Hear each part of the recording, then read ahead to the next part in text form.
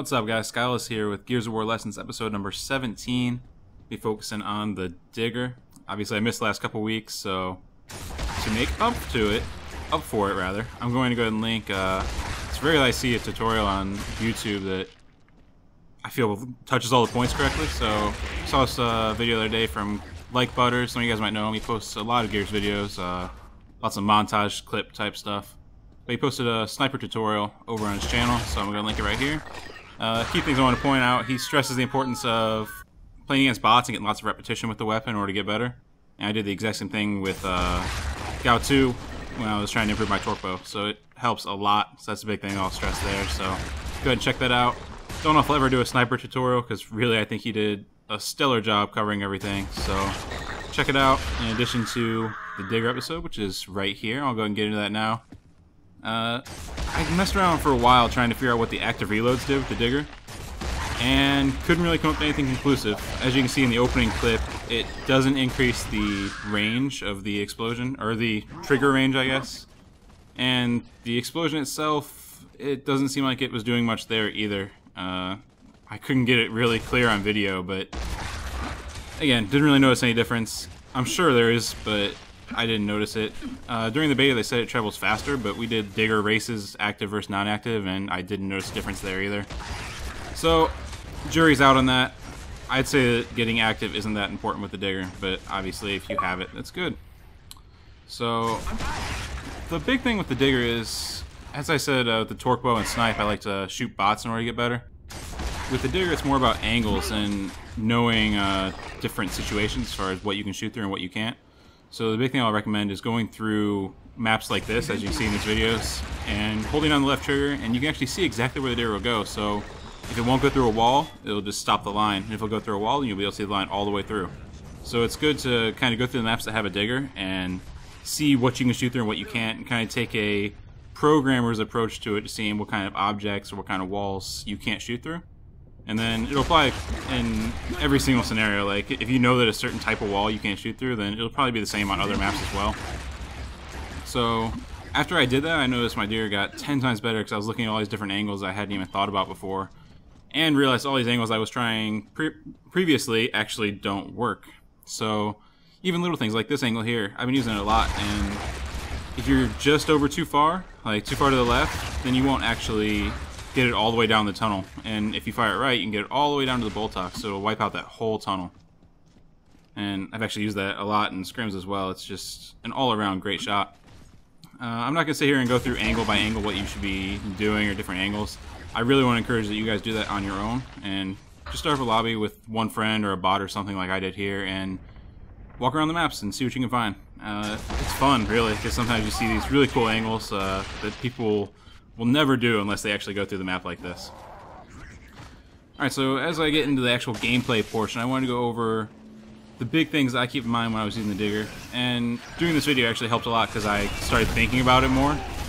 So my main rule is I will not fire a Digger unless I have a destination in mind. And if that destination is a person, then it's person. But even like if it's long range, I want to know where I expect the Digger to blow up. So I'm looking for who's going to trigger it, where I need to be shooting at, and then I'll have a follow-up plan. Like, for example, this one, I knew if I didn't get them, they'd be an easy down with the shotgun, so I switched to the shotgun right away.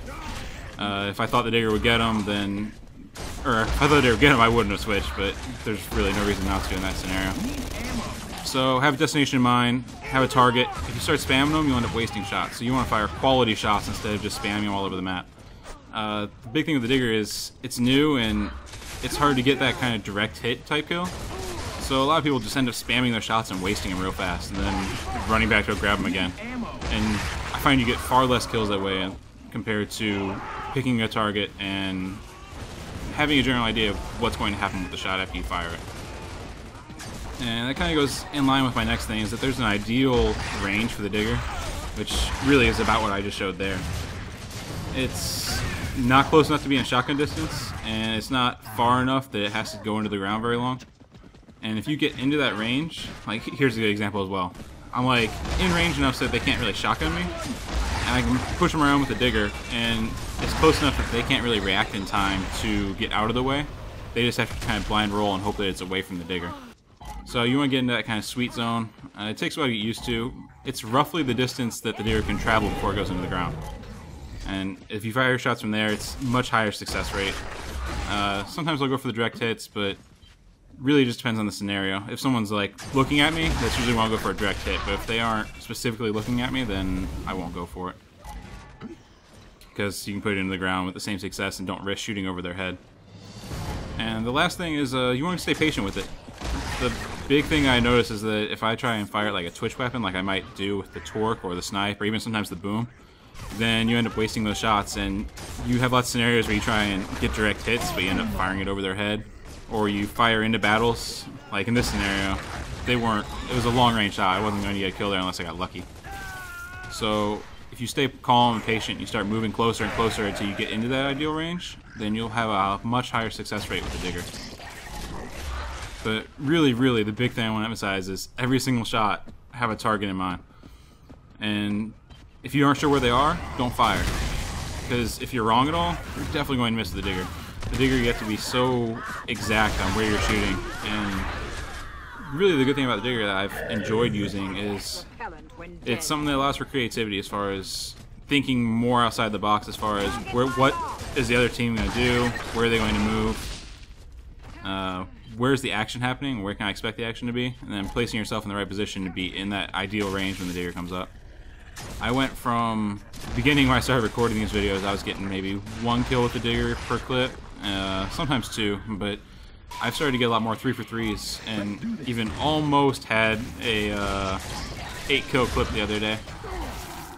So again, it's fun. It's probably my favorite weapon in Gears 3. I've actually taken a liking to it more than I did the Torque Bow, which is my Gears 2 weapon. And oh, ignore that. Don't tag those nades there.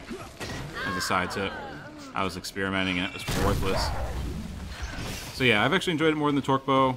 Sniper is always fun, obviously, but I've enjoyed getting direct hits with the digger. It's so satisfying seeing him flailing about right when you hit him like that.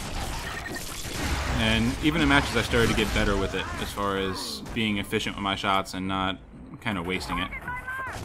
Alright, so this last clip is a full round on Old Town. I wanted to show what an ideal round with the digger looks like and explain kind of my thought process as I play. So as you can see, I had the digger, and there was the one guy down here, but he apparently has bailed since my teammate went rushing down to the bottom. And Arctic, my teammate, told me there was a guy down here. He actually told me there was 2, so I fired just at the spot location. The rifle fire was still flowing, so I knew that he was sitting still, and that was a pretty easy kill. So now I'm going to push low since I knew my teammate pushed prior. And action's down that tunnel, so I fire my angle, which I had practiced by moving around the map a lot. And the next shot, I fired at that wall, even though there was no one there, because I knew that if they left that tunnel, the next wall they would have continued to is that wall. So if you kind of think about it, where else would they go after that? They can't stay in the tunnel because of the digger. They're going to roll forward. And if they roll forward, the next place to stop for cover is on that wall. So a lot of times you can get kind of combo shots like that by thinking ahead as far as where do they go if this doesn't kill them. And in that case, there was 2 of them, so I knew that the odds are that I wasn't going to get both kills with the first digger shot. So coming off respawn after I died to that nice shotgun shot as I was rolling. Always go for the digger. I have them all on timer, so the moment I grab, it's 30 seconds. As you can see, I got a direct hit there. It's probably one of my favorite shots is when I hear the footsteps coming and I know they're running right towards the corner. Then I can get a quick wall bounce shot. Here I'm taking my time. I see that guy. I hear a guy in the tunnel. So it's a lot of the similar situations before. Except this time, he was firing Lancer at my teammate, so I knew he was going to be sitting on that wall for a while because he wasn't going to push up while he was full red. And that's why I waited, took the shot as the other guy in the tunnel pushed up to him. Should have been a double kill, but didn't get it. And as you can see there, instead of firing the digger at the corner of the wall where he could roll back, I wanted him to have to roll out into my shotgun. So the moment I fire the digger, switch to my shotty, looking at the doorway, and pretty much guaranteed to get a kill in that scenario. That's a shot which is a high percentage shot as far as shooting the digger. Worst case scenario, they roll out and they're full red, and you get an easy shotgun shot to finish it up. So again, every single shot that I fired there, I had a target in mind. Only had to fire 1 twitch shot, which I had heard him running up, so it wasn't really that low percentage of a shot. And took care of business. That was a 6 for 6 on the digger shots. Almost got a double on the wall. Almost got a double in the tunnel. And yeah, that's pretty much it. So I hope you guys enjoyed. If you guys use the digger with this kind of mindset of having a target, let me know how it goes in the comments. Thanks for watching. Should be an episode next week. Peace.